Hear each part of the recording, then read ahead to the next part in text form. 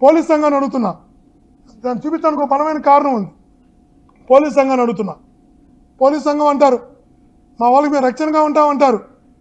అతను చేసిన కేవలం డ్రామా వల్ల, అతను చేసిన కేవలం యాక్టింగ్ వల్ల, అతను చేసినటువంటి తన పబ్లిసిటీ కోసం, తనకి సింపతి కోసం తను ఆడినటువంటి నాటకం వల్ల ఎస్ఐలు సస్పెండ్ అయ్యారు, సిఐలు సస్పెండ్ అయ్యారు, డిఎస్పీలు సస్పెండ్ అయ్యారు, జీతాలు లేకుండా రోడ్ల మీద తిరుగుతున్నారు.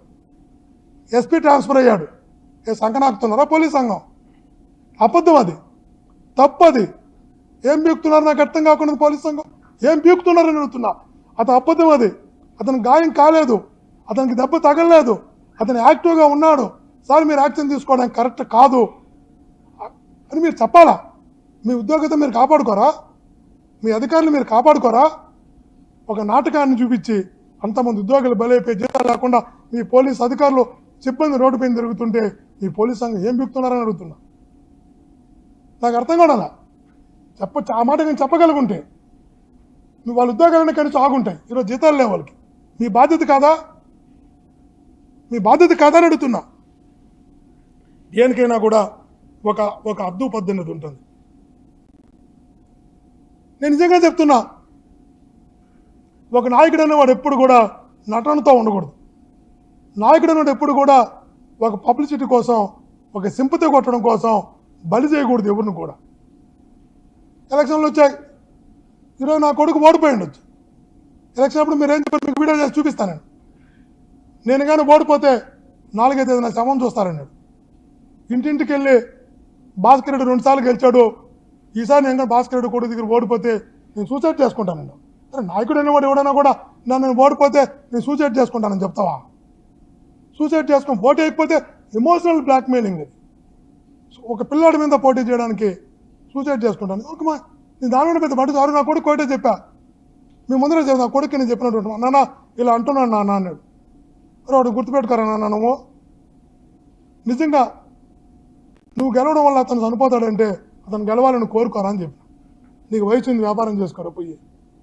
నేను నా కొడుకు చెప్పినటువంటి మాట, నువ్వు గెలిస్తే అతను చనిపోతాంటే అతను గెలవాలని కోరుకోరా.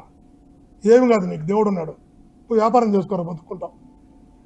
వార్విక్లో ప్రపంచంలో గొప్ప యూనివర్సిటీ వార్విక్ యూనివర్సిటీ. వాడు నా కొడుకు డిస్టెన్స్లో పాస్ అయ్యి వచ్చాడు. అసలు పెద్ద అవసరం కూడా లేదు. వాడు నువ్వు చదివిన వ్యాపారం చేసుకోరా పోయి అని చెప్పి ఉందాగానే చెప్పాను నేను. మీరు చేసినటువంటిది ఏంది ఈరోజు? మీరు ఆలోచించాల్సిన అవసరం వచ్చింది. పెద్దలారా, ఆత్మీయులారా, నేను మళ్ళీ మీ ద్వారా చెప్తున్నా. అవినీతి అంటున్నావు, ఇంకోటి అంటున్నావు.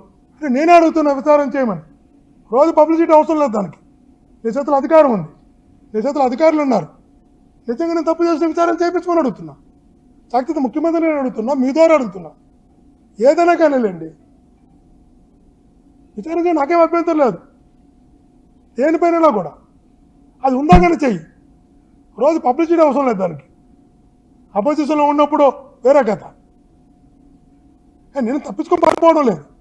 ఈరోజు చెప్తున్నా, నేను ఓడిపోయి ఉండొచ్చు, నా కొడుకు ఓడిపోయి ఉండొచ్చు, కానీ రాజకీయాల్లో విలువలు దిగజార్చుకొని బతకమని కూడా మీ ద్వారా చెప్తున్నా. ఇంకోటి కూడా చెప్తున్నా, అతను తనకు అవసరమైనప్పుడు ఎలాగైనా అడ్జస్ట్ అయ్యే మనస్తత్వం, అధికారం లేనప్పుడు ఎవరితో అయినా కూడా ఉండి జాగ్రత్తగా ఉండి పని చేసుకునే మనస్తత్వం. అలాంటి వ్యక్తిని నమ్మి ఈరోజు చాలామంది పల్లెల్లో దాడులు చేస్తున్నారు, గొడవలు పడుతున్నారు. 5 సంవత్సరాల్లో నేను జాగ్రత్తగా కాపాడుకుంటూ వస్తే ఈరోజు పల్లెల్లో చాలామంది వైఎస్ఆర్సీపీ 34 మందిని ఇప్పుడు వైఎస్ఆర్సీపీ కార్యకర్తలపైన దాడి చేశారు.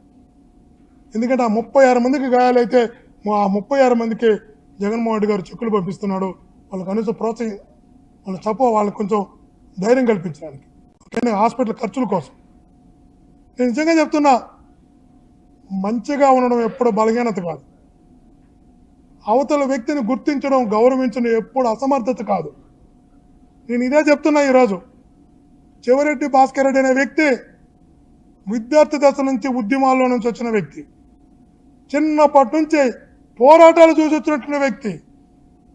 గన్నబెట్టి కాలుస్తానన్నప్పుడు, సెంట్రల్ జైల్లో తీసుకెళ్ళి చంపుతామన్నప్పుడు, తమిళనాడు తీసుకెళ్ళి